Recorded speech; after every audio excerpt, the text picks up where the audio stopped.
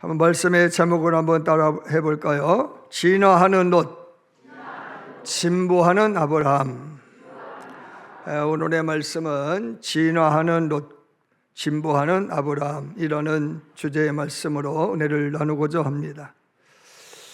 11조를 관리하는 직원만 40명이었던 서기왕 록펠러는 오늘날 신앙인들이 흠모하는 그런 부자 중의 부자이고 신앙의 모범인 사람으로 알려져 있습니다. 그는 누구보다도 기부를 많이 한 사람이고, 그리고 어떤 누구보다도 성전을 많이 건축한 사람이고, 또 대학교 그리고 도서관을 지어서 뉴욕의 시민들에게 수돗물을 공짜로 공개할 수 있는 아주 훌륭한 사람으로 알려져 있습니다. 그러나 그가 53세 이전에는 세상 말로 지독한 수존노였고, 돈이라고 하는 것에 걸신 들린 걸신의 마귀였어요.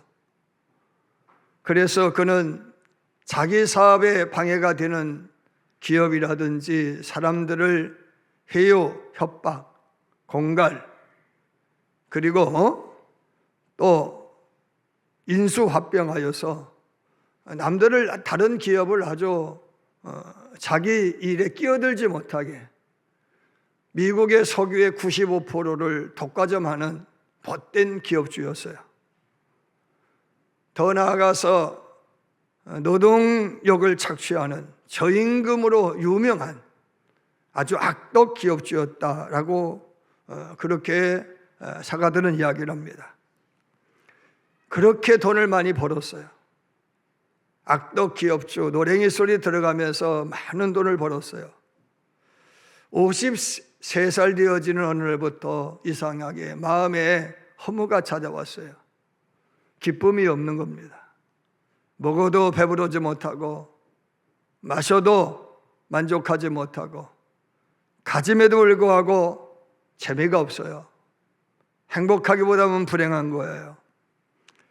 그도 어느 날 의사가 당신 1년밖에 못 삽니다 라는 말을 듣고 나서는 입버릇처럼 난 1년 후에 죽어, 나는 1년 후에 죽는다고 라고 하면서 우울한 날을 보내게 되죠. 그러던 어느 날 도대체 돈이 뭐야? 이대로 죽는 거야? 그럼 사람들은, 후대의 사람 나를 뭐라고 할까? 라고 하는 궁금증이 생겼어요. 그리고 나서는 이왕지사 죽을 거 베풀고나 죽자, 그런 생각을 하고 자기의 가진 재산을 학교, 자선단체, 종교단체, 사회사업에 기증을 하게 됩니다. 교회도 많이 건축을 했어요. 근데 이상스럽게도요, 그러면서 마음에 병이 나아요. 보람된 인생이 돼요. 행복이라고 하는 행복감에 젖어들기도 하는 거예요. 그래서 44년을 더 살아서, 그때 당시에 많은 사람들이 요절하는 그 시대였지만은 97세까지 장수하고 죽어요. 록펠러의 이런 이야기는 돈을 벌기 위해서 진화하던 사람이 그 돈을 가치 있는 곳에 쓰는 진보된 사람이 됐다라고 하는 것이죠. 변화되었다라고 하는 거예요. 사랑하는 여러분, 오늘 또 우리는 생존을 위해서 모습만 바꾸는, 진화하는 것이 아니라 나로 인하여서 세상이 변화되어지고, 그리고 내가 거주하는 환경을 변화시키고 행복하게 하는, 진보하는 사람 되기를 주님으로 축원합니다. 베드로는 베드로후서 2장 7절에서 아브라함의 조카인 롯을 향하여 의로운 롯이라고 설명합니다. 소돔성에서 고통을 당하는 의로운 롯이었다. 의로웠기 때문에 롯은 소돔성에서 괴롭힘을 당했다, 그런 설명인 거죠. 그리고 8절에는 의인이었다. 소돔성이 약했지만 롯만큼은 하나님의 뜻대로 살려고 노력하던 의인이었다라고 그렇게 베드로가 이야기를 합니다. 그런데 창세기 19장 29절 말씀, 하나님의 아브라함을 생각하사 롯을 그 엎으시는 중에서 내보내셨다라고 하는 이 말씀을 보면 롯이 의로워서 의롭다라고 칭송을 받는 것도 아니고 의인이라 칭송받는 것도 아니고 아브라함의 중보기도 때문에, 아브라함 때문에 목숨 부지했고 아브라함 때문에 의로워졌다, 이렇게 설명을 하고 있는 거예요. 롯이 태어난 곳은 우르였는데 아버지였던 하란은 아마도 객지로 돌아다니다가 객사한 것으로 사료됩니다. 이 우르라고 하는 도시는요, 갈대아 제국의 수도였어요. 서울 특별시와 같은 도시였다라고 하는 거죠. 그곳에서 살다가 어느 날 할아버지 데라, 큰아버지 아브라함과 함께 하란으로 이주를 하게 됩니다. 이런 이주의 과정에서 자기의 의사는 전혀 반영이 되지 않았어요. 당시에 하란이라고 하는 도시는 월신, 달신, 난나를 섬기는 우상의 중심지였어요. 그리고 가나안과 인접한 동서남북을 잇는 상업의 도시이자 장막이 아니라 벌집 모양으로 흙집을 짓고 사는 주거 환경에 아주 탁월한 그런 도시였어요.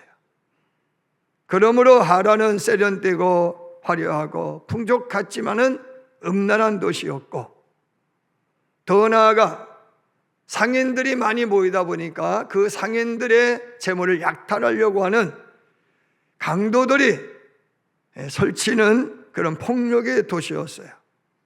그러므로 하란이라고 하는 것은 부와 폭력 그리고 유행과 음란이 성행하는 도시였다라고 할 수 있습니다. 이때 롯의 나이를 성서학자들은 20대에서 30대로 추정을 합니다. 젊은 피가 솟구치는 20대의 롯이 경험한 하란은 매우 세련되어지고 풍성하고 화려함의 극치였다는 말씀이죠.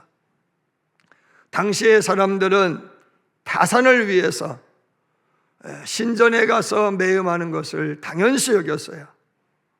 주거 환경 또한 장막이 아니라 벌집 모양의 흙집이었어요. 아파트였다, 그런 말씀인 거예요. 그런데 그 안에는 골마 터질 수밖에 없는 죄의 온상이었다라고 하는 말씀이죠. 그러므로 아브라함은 75세의 나이에 하란에서 짧게는 600km, 길게는 1000km 이상 떨어진 가나안으로 이주를 했는데, 이주할 때에 아마 조카 롯은 나 하란에 살고 싶어요 그랬을 것 같아요. 왜? 편리하고 풍족하고 화려하니까. 자, 보세요. 롯은 우르에서 출생했어요. 서울특별 시민이에요.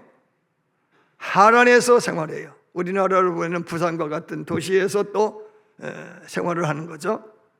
그러다가 가나안의 가데스 바네아라고 하는 곳에 아브라함과 함께 정착을 합니다. 그런데 기근이 찾아왔어요.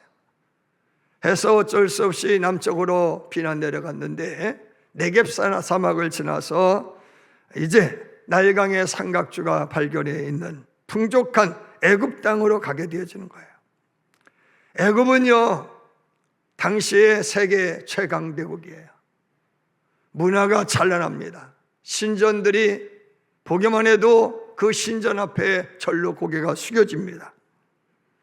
그런 화려하고 그리고 편벽한 집이 빼곡하게 질비한 그런 도시, 그 도시로 잠시 잠깐 내려간 거예요. 젊은 나이에 롯이 그런 도시 환경을 보면서 마음속에 무슨 마음 생겼겠어요? 나는 도시에서 살고 싶다.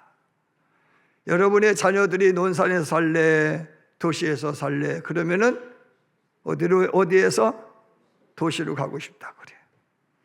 그리고요, 서울에서 생활하는 사람은요, 좀처럼 시골로 안 내려오려고 그래요. 여러분의 자녀들 서울에서 있는데, 야, 그렇게 애쓰고 힘써서 집장만 하기 위해서 애쓰지 말고 시골에 와서 편하게 살아.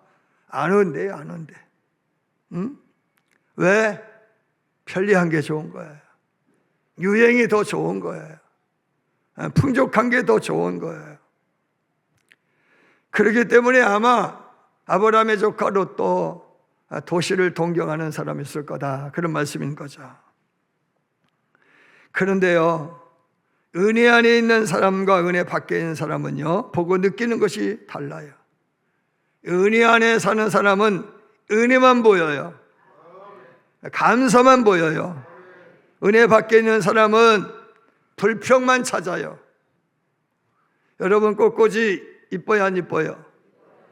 근데 뒤에 와서 보면은요, 어때요?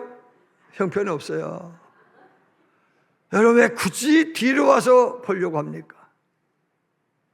안 좋은 거를 보기 위해서는 뒤로 와야 되잖아요. 왜 굳이 뒤로 와서 그걸 보려고 하느냐는 거예요. 근데 이 심보가 고약한 사람들은 앞만 보면 앞만 보고 좋구나 하면 되는데, 고약한 심보를 가지고 있어서 꼭 뒤로 와서 충청도 말로 개가 안 나네 그러는 거야. 개가 안 난다고 그래. 여러분, 교회만 하더라도요, 우리 교회가 좋다고 믿는 사람은요, 좋은 것만 보여. 우리 목사님 좋다고 여기는 사람은 목사님의 좋은 것만 봐. 내 안 좋은 건 안 봐. 보이면 눈 감어. 그런데 그렇지 못한 사람은 의도적으로 안 좋은 걸 보려고 하는 거예요. 나쁜 심보죠. 여러분, 아브라함의 조카 롯은요, 이미 우르, 하란, 애굽을 경험했기 때문에 나는 언젠가는 큰아버지처럼 안 살아요. 난 도시에서 살래요 라고 꿈을 꿨을 것 같다, 그런 말씀이 있는 거예요. 자, 다시 아브라함이 애굽으로 내려갔을 때 일을 좀 설명을 드리죠. 다 아는 이야기지만, 아브라함이 애굽으로 먹고 살기 위해서 애굽으로 내려갔을 때 걱정거리가 하나 생겼어요. 가서 보니까 사람들이 매우 호전적이고 갖고 싶은 거 갖기 위해서 수단 방법 안 가리는 그들의 모습을 보면서 걱정이 생겼는데, 내 아내 사라가 너무 이쁜 거예요. 이 이쁜 하나님 때문에 내가 죽을 것 같아. 그래서 자기 목숨 부지하려고 온누이의 관계로 속였다, 그런 말씀이죠. 월나라라고 하는 중국의 고사에 보면 월나라의 서시가 나오고 한나라의 왕소군이 나오고 또 삼국지 영웅 호걸이었던 초손도 나오고, 여포가 흠모한 초손도 나오고, 당나라의 양귀비도 나오는데, 이 4대 미인이거든요. 월나라의 서시는 얼마나 이뻤는지, 냇가에서 빨래하다 보면은요, 물고기들이 그 미모에 반해서 강바닥에서 이렇게 올려다 봤대. 그래서 치머라는 한자가 생겨났어요. 그런데 아브라함의 아내 사라 역시도 그 정도예요. 야, 이 미모의 여인 사례 때문에 내가 죽게 생겼구나 싶어가지고, 여보, 그러지 말고 나를 오라비라고 불러. 그러다 내가 죽을 것 같아. 저 사람들 하는 행태를 보니까 그래. 아니달라.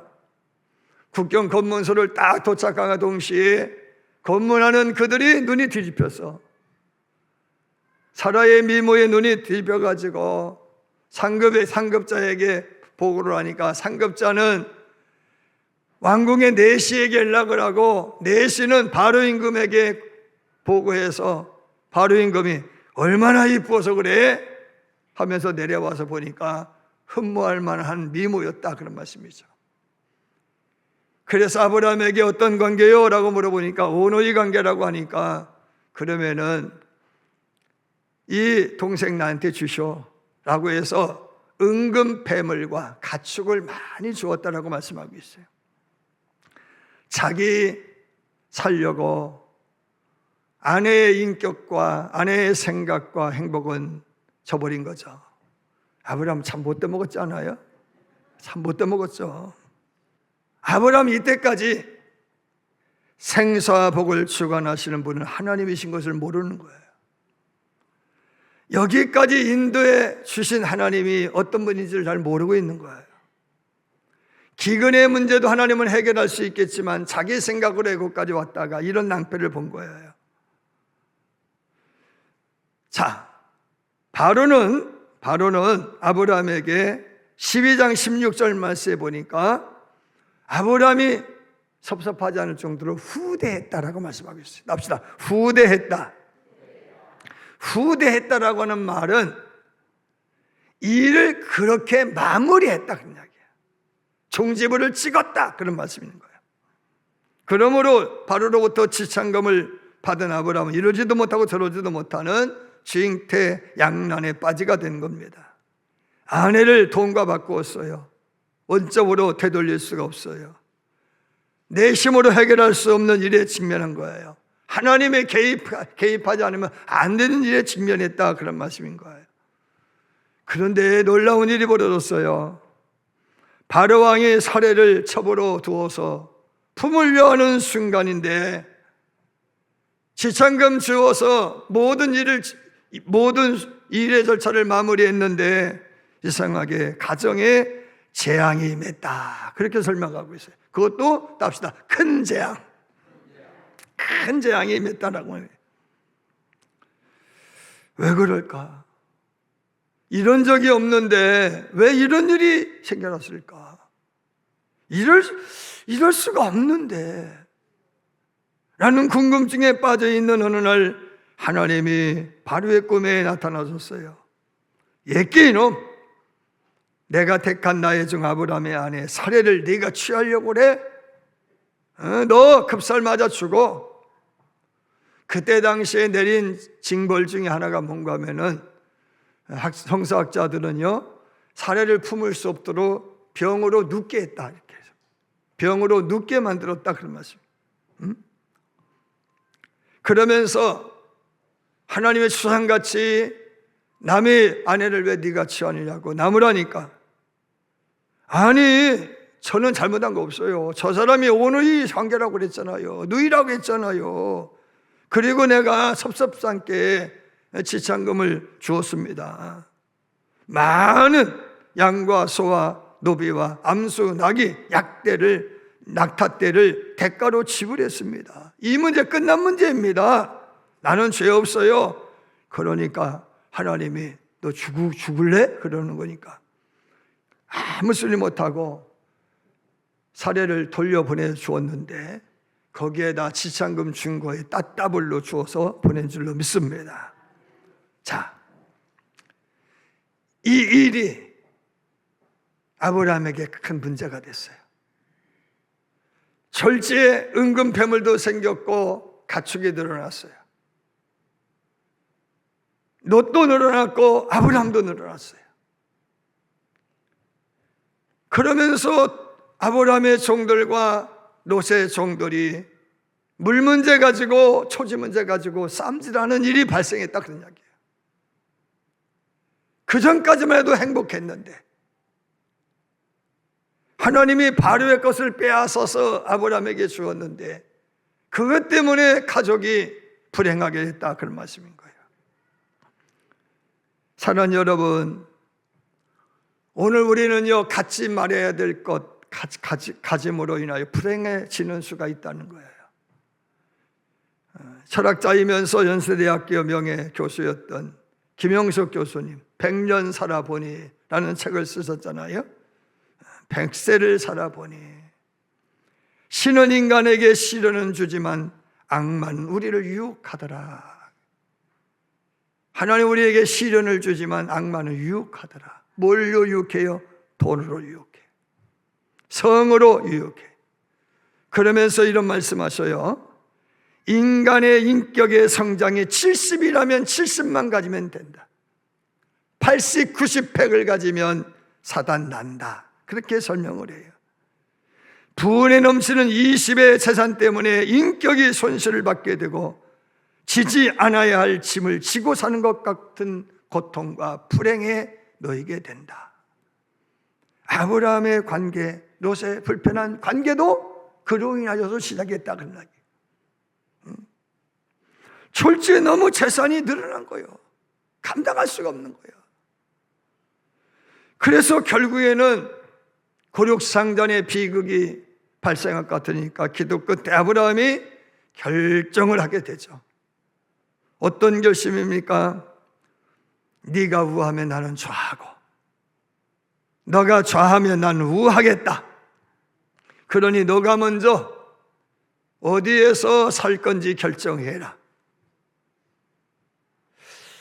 여러분, 이전의 아브라함은요, 자기 목숨 부지를 위해서 아내의 삶, 인격, 행복 이런 것들은 거들떠보지 않았던 아브라함인 거예요. 그런데 아브라함이요, 조카 롯과 화목하기 위해서 양보하는 삶을 살아요. 이 이야기는 무슨 얘기요? 아브라함이 성장했다는 거예요. 큰 어른으로 성장을 했다 그런 이야기야.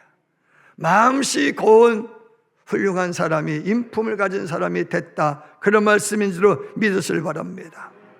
멋있는 아브라함이 됐다 그런 말씀이죠. 여러분, 그런 아브라함은 14장에서 소돔성에 거주하는 롯이 그돌라오멜 연합군에 잡혀서 죽을 위기에 처했다는 말을 듣고 가병을 이끌고 나가서 싸워서 승리를 하게 됩니다. 그리고는 전리품으로 얻은 전리품의 11조는 멜기세덱 왕에게 주고, 그리고 나머지는 베라에게 줍니다. 소돔왕 베라에게 다 주었어요. 왜? 깨달았기 때문이에요. 하나님이 주지 않으면 가져봤자 별 볼일 없다. 하나님이 주신 것으로 족하자. 할렐루야. 여러분, 아브라함은 그렇게 변화되었다. 그렇게 진보해서 성장했다. 그런 말씀인 거예요. 그런데 롯은 바뀌지 않았다는 거예요. 롯이 생각하는 소돔성은 겉모습은 에덴 동산처럼 하고 있지만 속내는 낙은 억압하고 힘으로 빼앗고 사치하고 그릇된 성관념으로 인하여 쾌락을 일삼는 죄악의 관영한 도시였다라고 설명하고 있잖아요. 그런데 롯이 바로 그곳을 선택했다는 거예요. 왜? 난 도시가 좋다는 거예요. 도시가 좋다. 아브라함은 그러면 왜 롯에게 먼저 선택하라고 했을까요? 첫 번째, 롯의 생리를 누구보다도 잘 알아. 내가 그렇게 하지 않으면 저놈은 대들 놈이요, 끝까지 자기 것 포기하지 않을 놈이다, 그런 말씀이 있는 거예요. 그러므로 아브라함은 네가 좌하면 나는 우하고 네가 우하면 나는 좌하겠다. 너가 갖고 싶어 가지고 빨리 떠나라, 그렇게 말씀한 거죠. 두 번째, 하나님은 아무것도 없지만 있게 하신 하나님이라는 거예요. 나는 빈손으로 시작했지만 비록 아름다운 모습으로는 아니지만은 하나님은 바로의 것을 빼앗아서 내게 주셨다, 그런 얘기죠. 그렇게까지 하시는 하나님이신데 여기에서 살던 저기에서 살던 하나님이 나를 도우시면 내가 부족하게 살 리가 없다, 그런 이야기예요. 할렐루야. 그래서 14장을 넘어가 보면은 전쟁에서 이기고 돌아온 아브라함이 11조 살렘왕 멜기세덱에게 주고 나머지는 소돔왕 베라에게 주었잖아요. 그리고 전쟁에서 겪은 트라우마로 인하여서 두려움에 떠는 거예요. 아브라함의 약점, 목숨. 아브라함의 약점 뭐예요? 목숨. 죽으면 어떻게 하나? 이게 걱정거리였는데 아브라함은 그런 아브라함에게 하나님이 찾아오셔서 하는 이야기가 내가 너의 지극히 큰 방패여 상급이 되어주마. 그리고는 이제 광야에 남은 아브라함에게 하나님이 뭐라고 그래요? 아브라함아, 내가 선 그곳을 동서남북을 바라보거라. 보이는 거 다 네 거다, 네 거다. 밟고 다녀봐라. 그 땅은 다 네 거다, 네 거다. 할렐루야. 세 번째요, 아마도 아브라함은 너 믿어, 그런 심정이었을 것 같아요. 나는 너를 믿는다, 그런 심정이었을 것 같아요. 그런데요, 롯은 바뀌잖아요. 롯도 그랬을 것 같아요. 나라면 절대로 바뀌지 않습니다. 그들에게 동화되지 않을 겁니다. 소돔성 사람들 다 개종시킬 겁니다. 소알 사람들 다 개종시킬 겁니다. 할렐루야. 그런데요, 되어지는 말씀을 쭉 읽어보면은 소돔성 사람 10명도 구원하지 못한 아주 무능한 신앙이었다라고 볼 수밖에 없어요. 사랑하는 여러분, 진화하는 신앙이 뭐냐? 생존을 위해서 모양을 바꾸는 거예요. 타협하는 거예요. 롯의 신앙은 타협하는 거예요. 소알 땅을 선택했지만 소알 광야에서 목축으로 살다가 얼마 안 가가지고 소돔 속으로 쑥 들어가 버렸어. 그리고 소돔 사람처럼 살았어요. 근데 그 속에서 얼마나 성공했는지 성문 앞에 앉아서 어른 노릇하는 사람이 되었어요. 성공했죠. 성공했어요. 그렇지만 그 성공은 하나님에 의해서 이룬 성공이 아니라 자신의 야곱처럼 자기의 꾀로 이룬 성공이라는 거예요. 아브라함은 달라요. 아브라함의 신앙은 진보하는 거예요. 할렐루야. 오늘보다 내일이 더 나아지겠지 하는 희망으로 사는 거예요. 여러분, 진보의 신앙은 성장하는 거예요. 성장하는 거. 단순히 나아지는 것이 아니라 보람된 삶을 사는 거예요. 행복한 삶을 사는 거예요. 진보하는 신앙은요, 변화를 일으키는 사람인 거예요. 세상에 옳지 않는 것을 옳은 것으로 바꾸는 것을 목적으로 하는 게 진보하는 거예요. 진보의 신앙은요, 하나님을 찾는 것으로부터 시작이 돼요. 영적인 청소로부터 시작이 되어지는 거예요. 더러운 탐심을 버리는 거예요.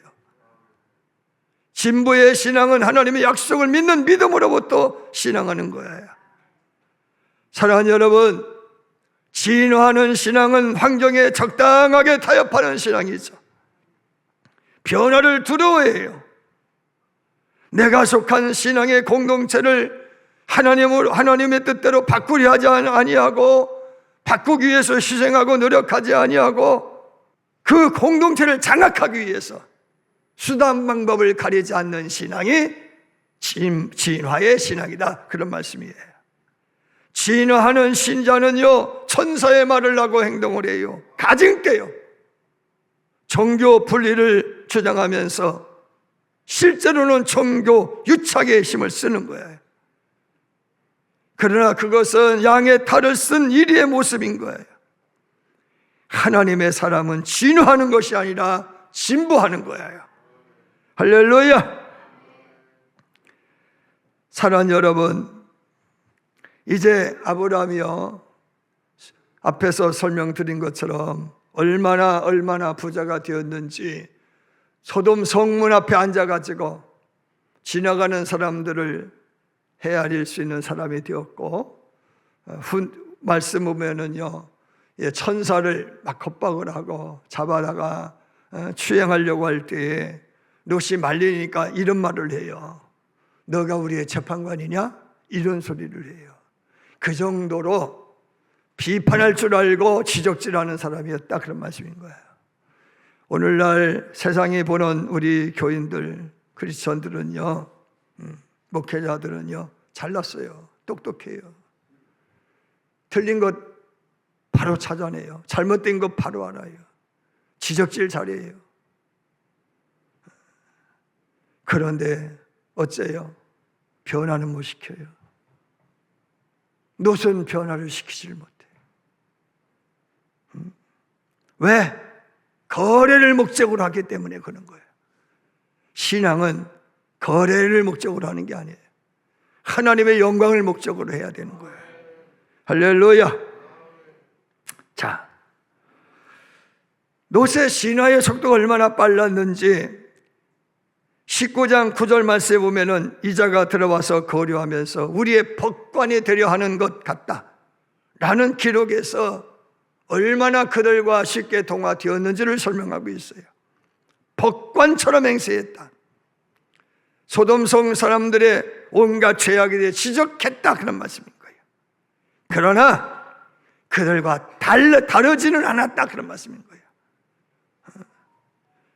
사랑하는 여러분, 저와 여러분은요 아브라함처럼 진보하세요. 성장하고 성숙해야 될 줄로 믿습니다. 아멘.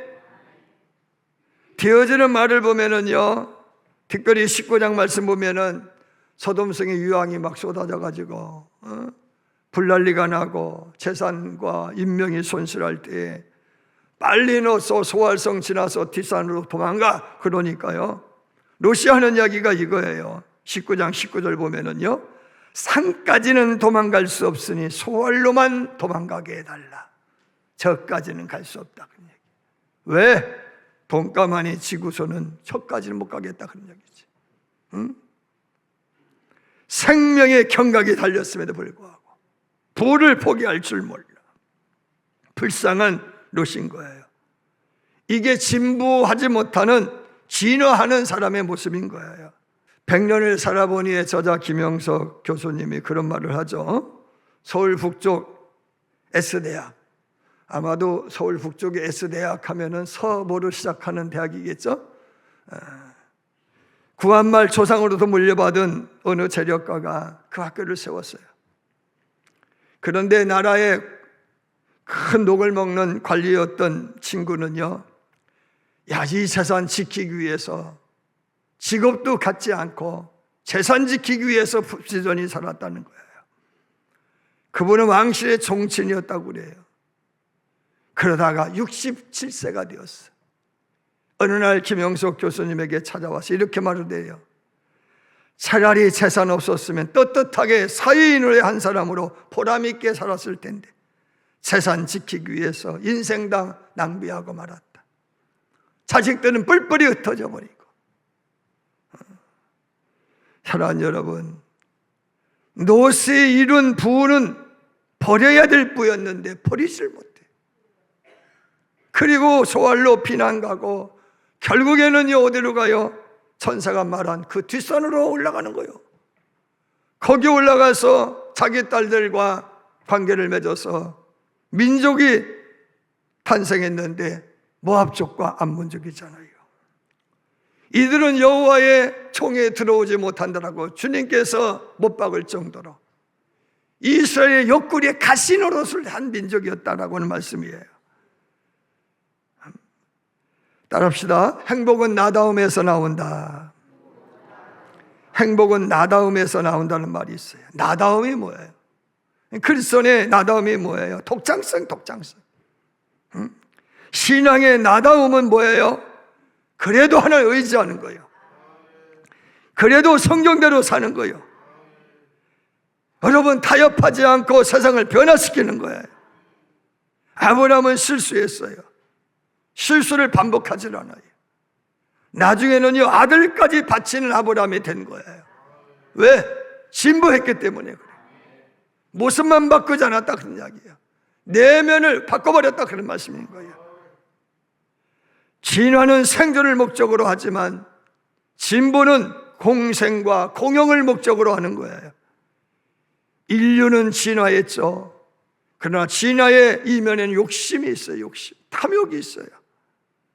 진화만 하고 진보하지 못하니까 대한민국의 행복지수가 낮아요. 진보하는 사이는 행복지수가 높아요. 진화를 하는 나라는 행복지수가 낮아요. 우리는요, 돈만 많이 가지면 행복한 줄로 알아요. 세계 어느 민족도 돈돈하는, 우리나라처럼 돈돈하는 경우는 없다고 그래요. 사랑하는 여러분, 오늘의 여러분들 노시 아닌가 한번 생각해 보세요. 많은 것을 가졌지만 누구 한 사람도 변화시키지 못하는 무기력한 신앙인이 아닌지를 돌아보라 그런 말씀인 거예요. 나는 진화하는 사람인지 진보하는 사람인지. 우리 교인들은요, 저를 비롯하여 우리는요, 진보해야 돼. 보다 좋은 모습으로 바뀌어야 돼. 할렐루야. 뭐가 진보해야 돼요? 말이 진보돼야 돼. 덕스러운 말을 해야 돼. 롯처럼 재판관으로 살려고 기적질을 하는 그런 언어 습관을 버리고 격려하고 응원하고 세우는 저와 여러분 되기를 바라고, 아브라함처럼 이기적이었던 내가 변하여서 남을 살리기 위해서 내가 희생할 수 있는 그런 사람으로 진보하고 성장하기를 주님으로 축원합니다.